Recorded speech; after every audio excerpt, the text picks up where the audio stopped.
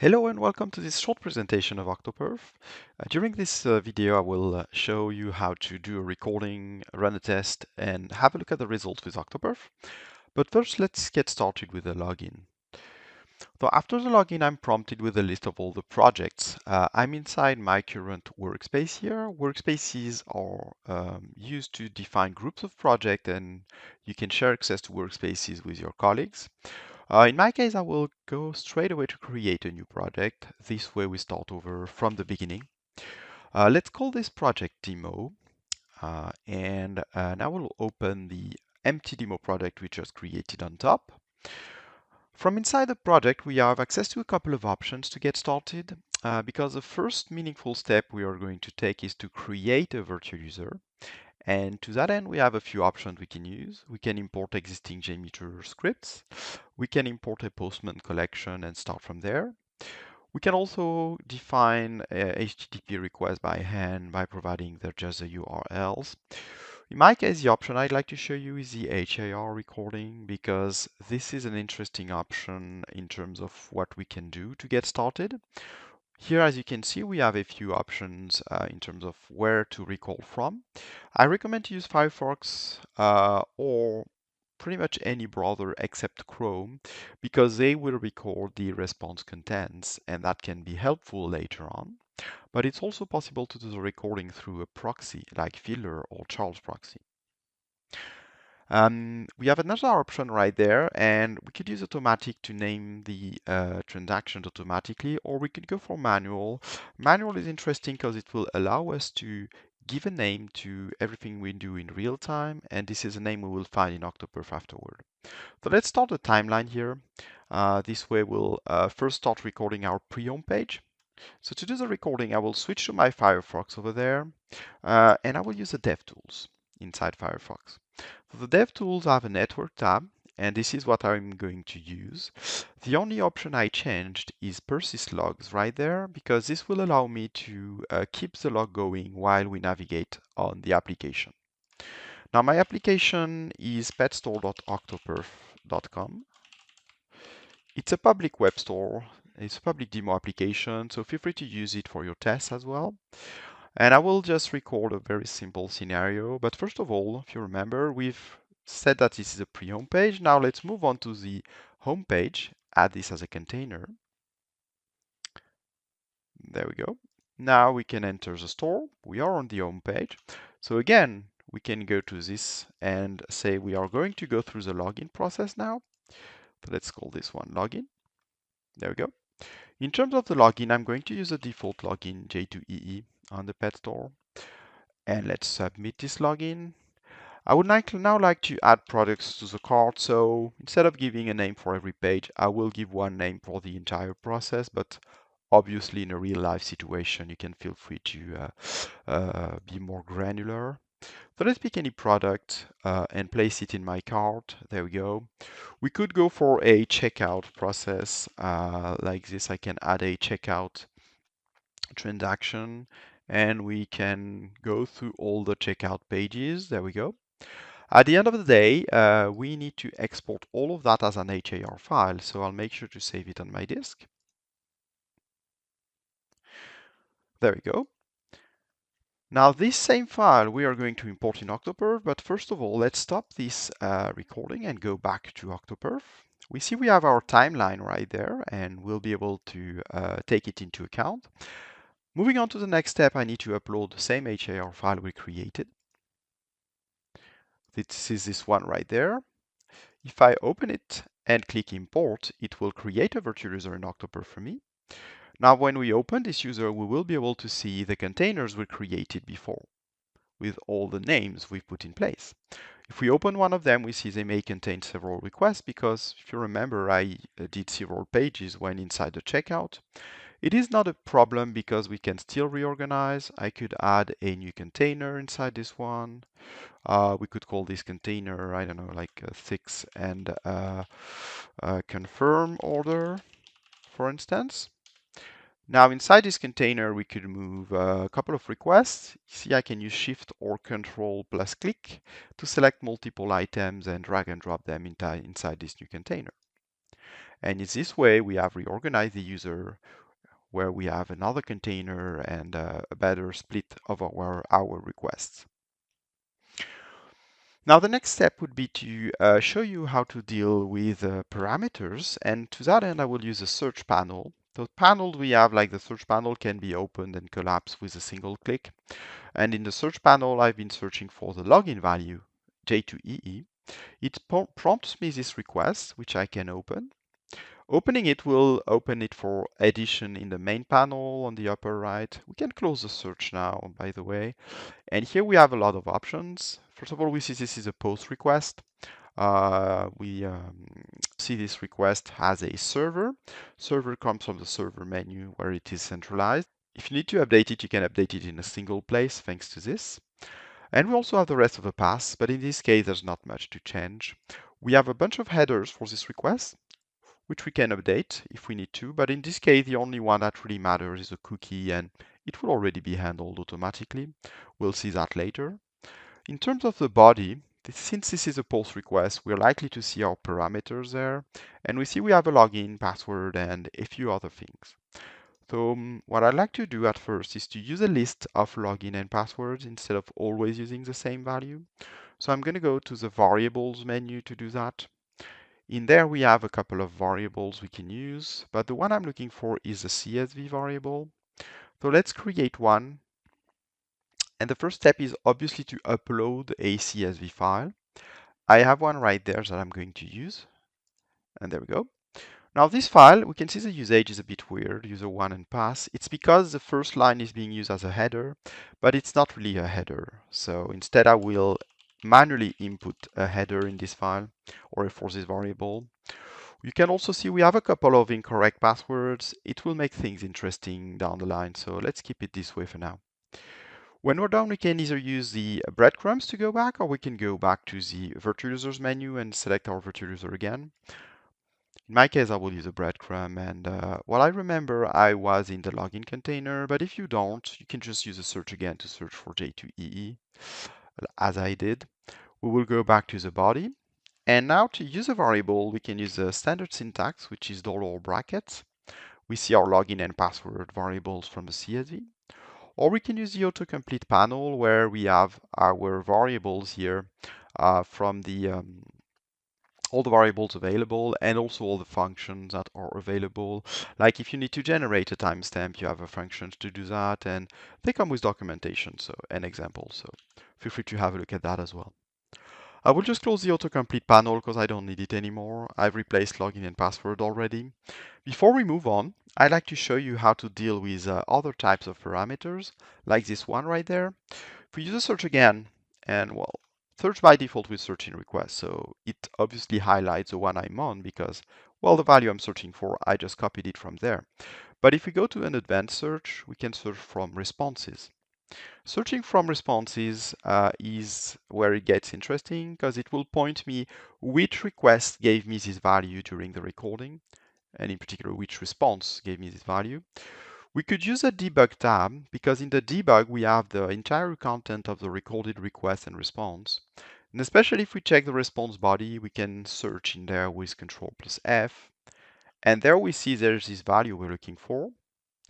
So what I can also do is right away add a child action that will be a regex extractor or any other extractor, but regex is a very standard one, so let's go for this one.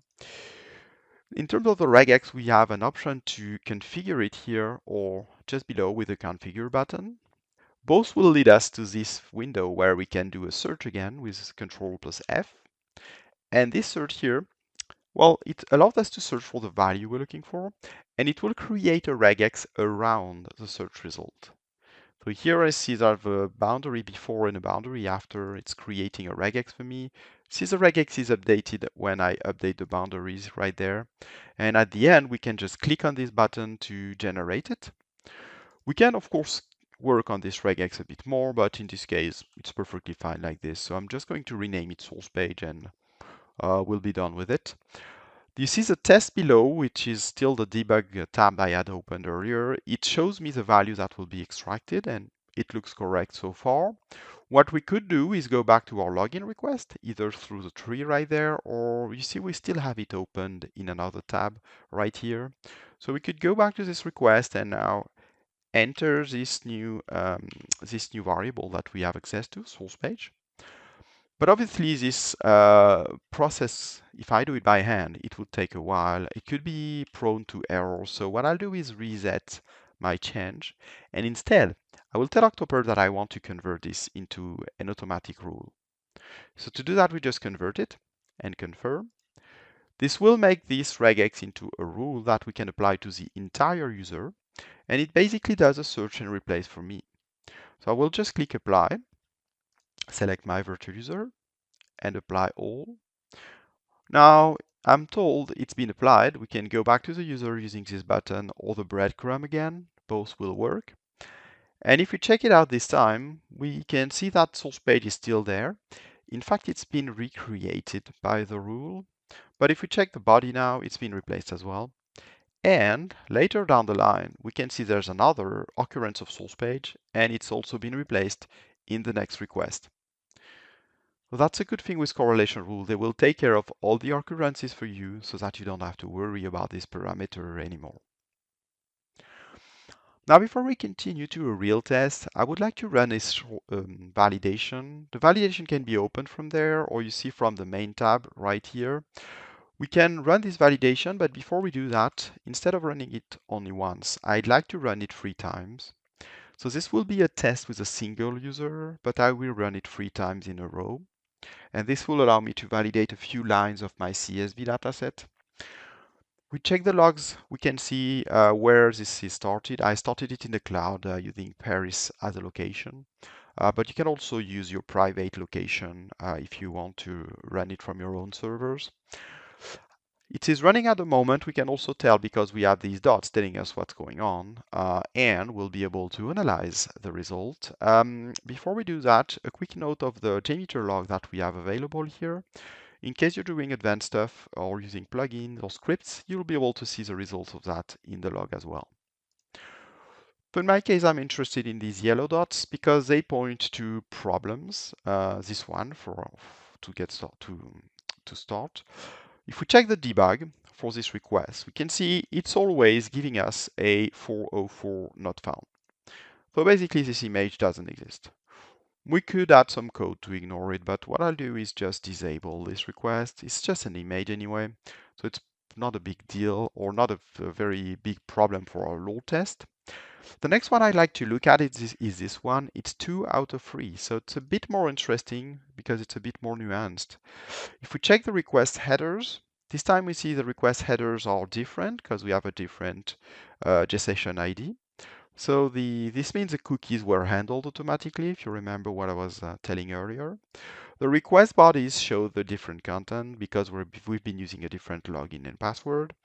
And in terms of the headers, we can see we have the same response code. So it's looking great. Number 3 is failing though, and it's marked as failed because the response code is different.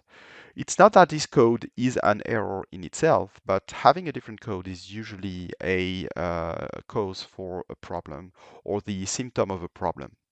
If we open it in a new tab, we can see there is an error message here showing us what's going wrong. So this invalid username or password is a problem. And well, during the test, this 200 code will not be triggered as an error because it's an OK response code. So what I'll do is I'll make sure we have a warning by adding an assertion. This allows me to control something in the response. So in particular, I want to control this error message. Let's give it a name. I'll call it login OK. And we want to control something, but we want to control that we do not have this value in the response. So we will do a negative control. Say we do not want invalid username or password in the response. You see now that if I save it, it works fine on the recorded. It works fine on the other validations, except for number 3 where it fails. So we will be appropriately warned during the test when it fails. Obviously, we should fix the dataset, but I will leave it in order to have errors to analyze during the test. Before we move on, a couple of things, because Well, we have a lot of other actions we could be using, like loops, conditions, and some others, even up to the script blocks. Scripts are interesting because they allow you to code something, and especially because you have auto-completion in OctoPerf. So if you hit Control Space, you will be prompted with things like snippets of code you can use, like this one for logging information. Or if I want to do something with dates, I can just Control Space and use one of the snippets we have to handle dates and offsets on dates. Anyway, this object is interesting because it allows us to do advanced stuff with OctoPerf. For this demo, though, I will just remove it because we don't have a use case for it. To finish, I will go back to the design screen because I want to do a couple of things. First, I want to rename this user with something shorter and, well, basically easier to read in the report. Quick mention as well, if you want to deal with plugin, then all the things you can do in JMeter that you might not have seen during this demo, you can just create a new virtual user and import a JMeter project. It's always a possibility. Um, and to finish with the design, everything we've done at the moment can be downloaded back in JMeter format. So even if you started from JMeter, whether you started from JMeter or not, you can download the GMX and, well, get back to open source at any time. There is no vendor lock-in on OctoPerf. Moving on to the runtime, we'll go for a runtime scenario. We have a default one right there. And while this scenario is a standard going from 0 to 10 users, but we can configure that. With a simple click, we get to the load policy configuration where we can add custom points and go up and down or add a few steps if that's what we want to do. It's possible also to configure under the graph to have the exact coordinates of every point, or to use a transform button, which is a very good way to get started with one of the presets, like this one where I could go for 50 users, and then I can apply this. We have a very standard 50 users ramp up and ramp down. We could increase the duration, but I will leave it this way for the demo. It's perfectly fine. It's running from Paris, which, well, for the application I'm testing, it's perfectly fine. It's hosted in France anyway. But we might want to run another one from another location. So in order to do that, I will duplicate. And the duplicate will run it from a location that is further away, like California, for instance. But there are data centers all around the world, so you can experiment if you want to try another one. In my case, I will stick to these two. We could have another virtual users on the buyer and run it as well during this test, but I will stick to the buyer in two locations. It will give us something to analyze already. To run the test, I hit the launch test button on the top, and then we will just proceed to launch the test right away. We'll have to wait for a few seconds in order for our test to begin. We will automatically provide the machine. You do not have to worry about anything. For bigger tests, it may take a bit longer, but in my case, it's a very small one, so we are likely to have it ready in under a few seconds. And we will get to the live report, which is an interesting part of the demo because not only is this report in real time, but we'll also see that we can configure it. So there we have a progress bar showing us where we are in the report. We just got started basically, but it will fill up as we go. We can see the first statistics coming back to us. And if we look at this first graph, we have the user count, which is increasing, obviously. For the first minute, it should be ramping up to 100. We have the number of containers per second as well. And we have the average response time here for all of our containers. The good thing is we can edit this entire graph. We can edit all the graphs in the report by actually with a single click in the legend here. If we go to the screen where we can configure all the metrics we see, we can change to other items. We can show requests instead of containers if we want to see the detail for HTTP requests. We could show server monitoring if we have some defined. And we have different counters we can also display, like response time, network time, and others. Well, I'm going to use a filter here, filter on location.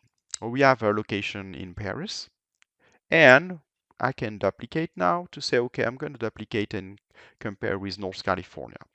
We could even take it one step further by saying, okay, I'm going to go to check the buyer virtual user, and in this buyer, I will check the home page in particular.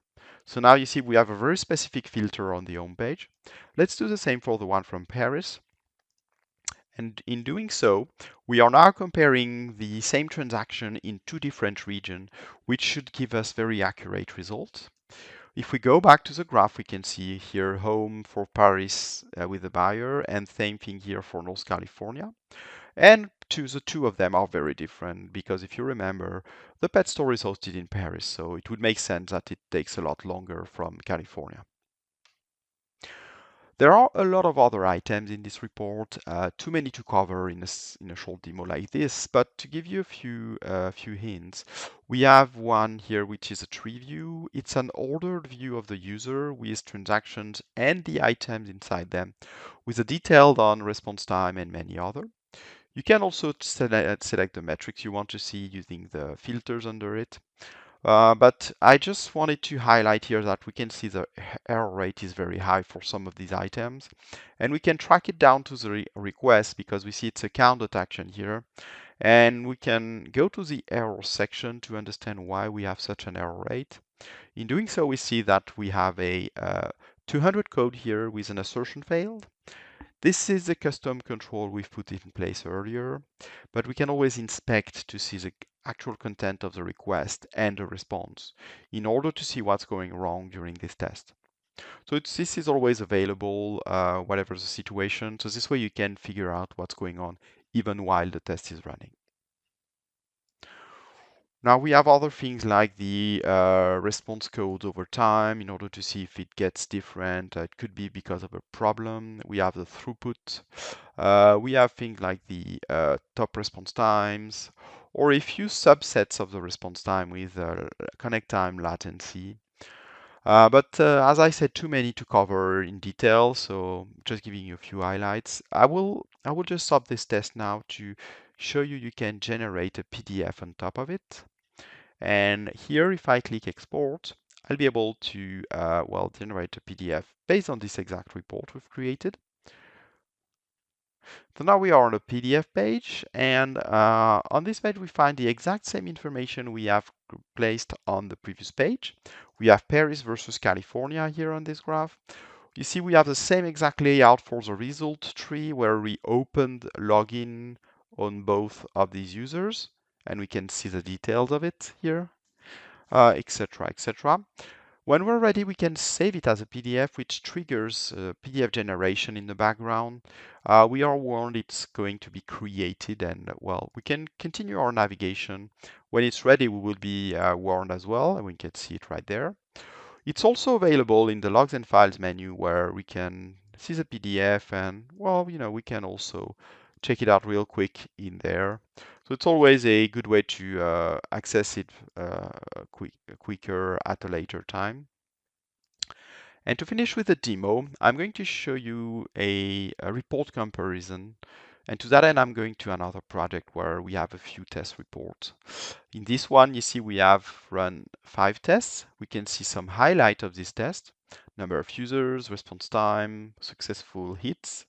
But if we wanted more details, we could go for a new comparison report where we merge some of these tests. We have a very convenient number which is associated to every one of them in order to be able to quickly differentiate them. And when ready, we can click the Create Comparison Report button, which gets us to the live report again, but this time we have a comparison between 4 different tests. We can see we have result 2, 3, 4, 5. Those names can be configured as well, but every time we want to change a metric, we'll be able to select the result from which we pick the metric as well. This table shows us a percentage of difference between the tests, so it's that's why I'm showcasing it, because it's interesting to see if you want to compare the differences between the various test runs. And just to finish with the demo, note that there's always a chat in OctoPerf, which is a good way to get in touch with the support. So if you have any question, make sure to use it. We answer in under a few minutes to any question. Then with that, that's pretty much it for a quick demo of OctoPerf. I hope you liked it, and feel free to create a free account, try it for yourself, and of course let us know your feedback using the chat or by email at support@octoperf.com. Thank you for watching.